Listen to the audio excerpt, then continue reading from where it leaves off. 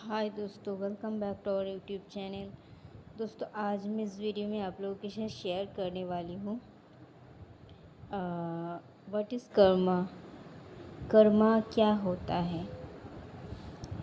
Karma actually में आप लोग सुने होंगे। मैं आज इस वीडियो में आप लोगों के साथ शेयर करने वाली हूँ कि ये कर्मा होता क्या है। एक्चुअली में आप लाइफ में जो भी करते हो वही आपका कर्मा होता है। हम लोग कर्म मतलब समझते हैं daily life, like office, school, खाना बनाना, घर संभालना, या फिर बच्चे पालना, या फिर कुछ जिम्मेदारी है उसको निभाना। ये सब तो कर्म ही होता है। पर इस कर्म के अंदर जो हम लोग कुछ positive feelings and negative feelings develop करते हैं वही होता है हम लोगों का कर्मा। कर्मा, आप कौन सा कर्मा क्रिएट करते हो, ये सब आपका डेली रूटीन के अंदर आप कौन सा कर्मा क्रिएट करते हो, गुड कर्मा या फिर बैड कर्मा, आपके इस लाइफ टाइम में वो डिपेंड करता है आपके फ्यूचर कैसा होने वाला है। तो लाइक आप पास्ट लाइफ में क्या कर्म किए थे उसके हिसाब से आज आप जी रहे हो। आप बहुत अच्छा लाइफस्टाइल लीड कर रहे हो या फिर मिडिल क्लास या फिर लोअर क्लास, जो जैसा भी हो, ये आपका कर्मा ही है एक्चुअल में। और आज आप जो कर्म करेंगे वो आपका इन फ्यूचर हिसाब करेगा कि आपका लाइफ कैसा होने वाला है, या फिर नेक्स्ट लाइफ आप कैसे जियोगे। यही होता है कर्मा। तो कर्मा मीन्स क्या है? हम अगर किसी को जाने अनजाने में दुख देते हैं, तकलीफ़ देते हैं, या फिर ऊंच नीच विचार करते हैं, या फिर किसी को शायद आज मेरा स्थिति सही है पर किसी का हाल बुरा है, मैं उसे देखकर कुछ उल्टा सीधा कमेंट कर रही हूँ, या फिर मन ही मन में सोच रही हूँ कि हाँ, मैं तो आज बहुत ही अच्छे हालात में हूँ, वो बुरे हालात में है।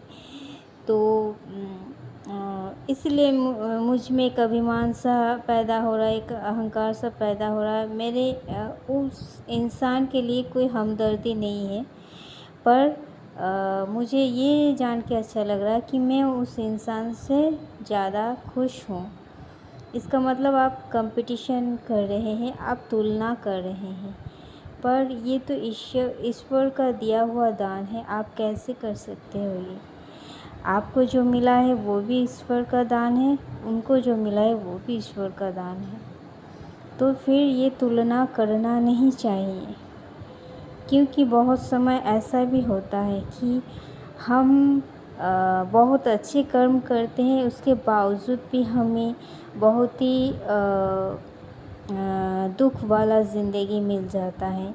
ये बहुत ही कम इंसान के लिए होता है। और कोई कोई इंसान ऐसा होता है, बहुत सारा पाप कर्म किए हैं और फिर भी उनका लाइफस्टाइल बहुत अच्छा है, बहुत हाई प्रोफाइल है उनका। तो फिर ऐसा भी होता है। ये क्यों होता है कि बहुत अच्छा कर्म करने वाले को इतना दुख सहना पड़ रहा है, इतना तकलीफ़ में लाइफ गुजर रहे हैं वो, क्योंकि वो तकलीफ़ में भी ईश्वर का नाम ले रहे हैं। शायद वो प्योर सोल होंगे। प्योर सोल होने के कारण ही वो इतना दुख तकलीफ़ सहने के बाद भी ईश्वर के नाम जप कर रहे हैं। और ईश्वर यही चाहते हैं, इसीलिए कुछ इंसान को अच्छे कर्म के बाद भी दुख तकलीफ़ देते हैं, ताकि वो उनको हमेशा शरण रख सकें। तो इसीलिए जानबूझकर देते हैं उनके अच्छे कर्म के बाद भी। तो इसीलिए कहा जाता है कि किसी को देखकर हंसो मत, किसी को देखकर आप फ़नी ऐसा कुछ सिचुएशन क्रिएट मत करो, क्योंकि ये भी आपका कर्म ही होता है। और जो इंसान बहुत ही पाप कर्म कर रहा है फिर भी वो बहुत अच्छे तरीके से जी रहा है, तो ईश्वर उनको देखते हैं और ज़्यादा देते हैं, उनको और ज़्यादा फैसिलिटी देते हैं और ज़्यादा अपॉर्चुनिटी देते हैं। देखते हैं कि उनका वो और कितना ज़्यादा खराब कर्म कर सकते हैं और कितना आगे बढ़ सकते हैं। ऐसे करते करते एक टाइम उनका पाप का घड़ा भर जाते हैं, तो फिर उनका कर्म शुरू हो जाते हैं। तो इसलिए भी बहुत सारा इंसान को ऐसा मिलता है।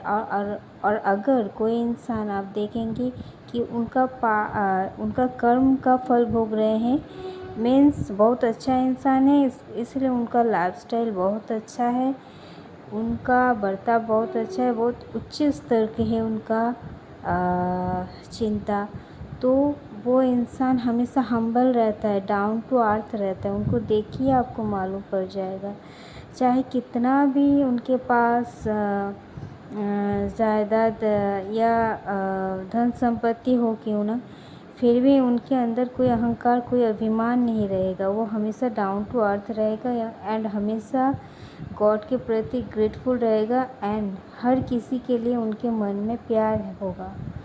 आप देखिए समझ जाएंगे कि एक्चुअल में वो कौन है। तो ये सब कर्मों का ही खेल होता है। आपका कर्म जितना अच्छा होगा, आपका किस्मत जैसे भी हो, आपका कर्म आपका किस्मत बदल सकता है। इसीलिए दोस्तों हमेशा कर्म को सही रखो। आपका कर्म अगर सही होगा तो हर लाइफ का हर एस्पेक्ट में आप सक्सेसफुल चाहे ना भी हो, पर आप एक पीसफुल लाइफ जी सकते हो, जो कि आपका हेल्थ, आपका पीसफुल माइंड, आपका एक हेल्थी लाइफ जीने में आपको मदद करेंगे। और यही होता है सबसे बड़ा धन, सबसे बड़ा प्रीशियस चीज़, जो मिलना बहुत ही मुश्किल है। सुनने में बहुत आसान लगता है, बहुत इजी लगता है, बहुत कॉमन लगता है, पर ये जो फील करता है उसको मालूम है इसका गहराई कितना है। थैंक यू दोस्तों।